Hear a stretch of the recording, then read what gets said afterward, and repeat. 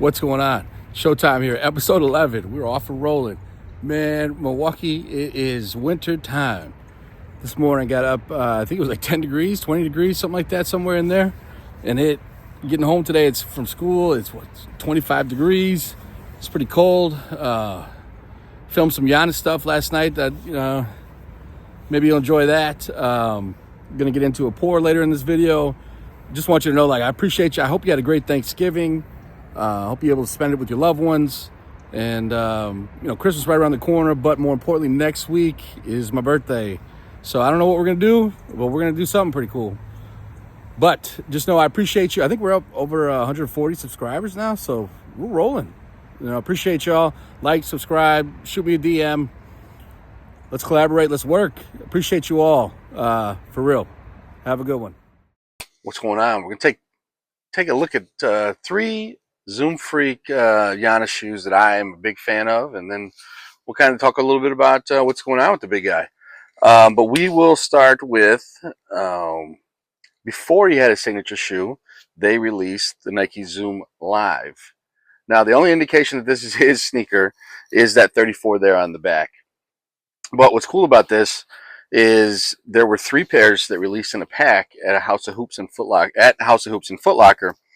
There was the Giannis pair with the cream, and I believe there was a black and orange pair for Devin Booker, and then there was a black and green pair for Rondo at the time, I believe.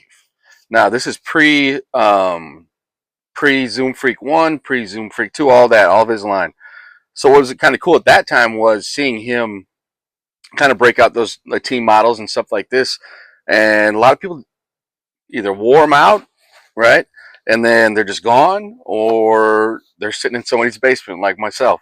But for whatever reason, these don't go for a ton resale wise, but pretty similar, in my opinion, to some of the stuff that's kind of releasing right now with that lower cut, kind of elevated off the floor a little bit. And then, like you look at the cut of the Ja 3 right now, right? Like this is somewhat similar to that. And so I always think that stuff's interesting and how stuff comes back around.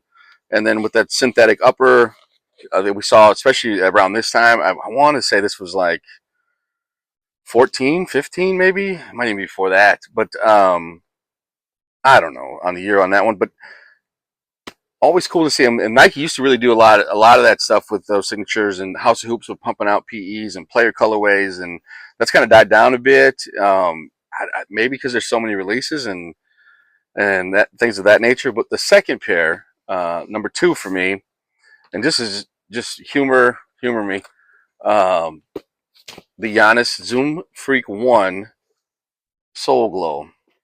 So if you're familiar with his obsession with coming to America, and obviously like similarity and story and his roots in Africa and then to Greece and then making his way to Milwaukee. So I decided that was funny, and if you don't like Randy Watson, then I don't know much about your taste in music.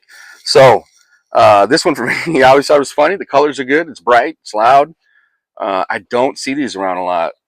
So this one's one I definitely will hold on to for a while. There's a second pair of these that I have worn. So this is the unworn pair, but extra laces, 2 sets, right? All good stuff. Now, the last one I don't have a ton of information on, and that is the Zoom Freak 1 in this tealish colorway. Now, I did order this one. I want to say it was an Europe only release, because I ordered it off a site from Germany. And that time, like I think it was one of the dot kicks or kicks with a Z, maybe one of those. But I do see these on secondary. What I always thought was kind of cool about this one is his parents' names are on the inside there, Charles and Victoria. So I always thought that was a nice touch. And I'm not a huge Clear Soul fan, but sometimes you gotta make exceptions. Now, I didn't pull out any PE, any EYBL stuff. I don't know. I just didn't make it to those. This was in the shelf that I wanted to pick from, and these are the top 3 I had for today. And but what I did kind of want to touch on is my appreciation for Giannis as an individual, what he did for this city, because unless you're living under a rock, apparently there's some talks that Giannis being traded out of Milwaukee. And here's the thing: he came to us not by his choice. He was drafted to Milwaukee as a young man. I don't even know if he was 18 yet, 18, 19, who knows. But so to come over to Milwaukee, and embrace the city the way he did, like I have no ill will towards that man. No, nothing negative. He's done something for me that I'd never seen in my lifetime, being in Wisconsin. And only thing my dad would tell me about, Lou Alcindor and Oscar Robertson, and eventually Kareem Abdul-Jabbar and that kind of stuff. But I didn't ever get to see that. Didn't think it was a real thing. I was close. Ray Allen, Sam Cassell, Big Dog. I think we got robbed, but that's a whole different thing. But Giannis was able to bring it home, and I think that's something that will live on. And if it was up to me, and there'd be a statue in front of the Pfizer, in front of right now, the Bucks home arena. Now, the only other question I have, and I thought this at the time, when he got drafted, I was at the press release or the interview, and when they announced he was going to wear 34, my first thought was, I feel like we should be retiring that for Ray. So now, do we double retire 34? I don't know. But like I said, this cut the man some slack. I mean, it just people, all this pettiness and all that kind of stuff. It's not necessary. He's everything he said he was going to do. He did. Winning and culture and all of that. I mean, he brought it here. So, if anything, tip of the cap to Giannis. Big fan. Love the sneakers. Nike basketball continue. Now, selfishly, if there was a way for him to make it to Miami and play with Mr. Hero, I would be a big fan. But I don't know if the numbers and all that stuff would work out. But I mean, that would be an amazing story. But that's just one Milwaukee boy telling the story. But to be honest, we love you. Appreciate everything you did for the Bucks and the city. Thanks. What's going on? Happy Friday. So pour of the evening is another Peerless single barrel. This is actually the chocolate eclair cake. Chocolate eclair cake. What's the difference between a chocolate eclair cake and an actual eclair? Well, one's a cake and one's an eclair. Why is it chocolate eclair cake? Like, you know what I mean? Like, that's. I could give you the technical details, but nobody really wants them. Because I'm like, when I first read it, I'm like, oh, chocolate eclair, and then the cake throws me off. So does that mean it's heavier, or like is that doughy? So, anyways, it's a Peerless single barrel rye, and see the proof comes in at 111.8.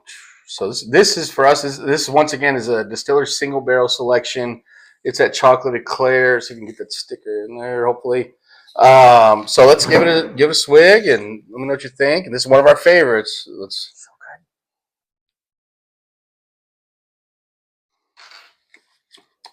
good. I'm not a big rye guy, but this one's a winner for me. I mean, I am big on the rye. Correct. It's interesting because I was just telling you right before this, I usually get big root beer out of this, but first sip, chocolate cake with like a hint of like sweetness, marzipan even. So I get in the backside, once you said the root beer thing, I get like that root beer, like barrel candy, sweet, like the cheap root beer. I don't know how else to. So second sip of this for me is that always, and I love it. And the description says root beer right under it, so it can't be that off base. And obviously the dogs are joining us. Bones are out, so. But no, this is one of our favorites, and some of the other flavors we've seen recently. There's a buttercream, I believe I heard about. There's a tropical sorbet or something. I saw somebody else post a sorbet, and I thought that was very interesting. But as you know, they're hard to get. Only from the distillery. You can only get them there in Kentucky. So whenever I get a chance, I'm going to grab them. I don't want to pass on them. I think the root beer thing, I think I won't be shocked when we see one of those. But even a little bit of vanilla even there, like that sweet, but it doesn't bite. I know it's only 111 proof, but it doesn't come in harsh, in my opinion. But I still get the rye back that I like a lot too. With all the spices and everything else. All right. Frank's joined the chat. So our cat Frank, he's obviously very interested because the camera's out and wants to rub up against it. But so this weekend we get to Chicago and just kind of relax a little bit, kind of take it easy. Mm-hmm. So that Peerless chocolate eclair cake, big fan. If you happen to have one of these, please shoot me a DM because I would definitely take another. All right, and there's Frank. We're good. That's it. That's a wrap. Episode 12. Hope you enjoyed. Got into some cool stuff. Looked at some cool sneakers. Much love to Giannis. Appreciate you along. Just stick around. Just keep riding with me. We'll get there. We're gonna get into some stuff, some sneaker stuff. I'm working. Right? Trying to network and get myself in some situations where we can get some cool stuff and just have some good experiences. But man, have a great week. Don't work too hard. Appreciate y'all.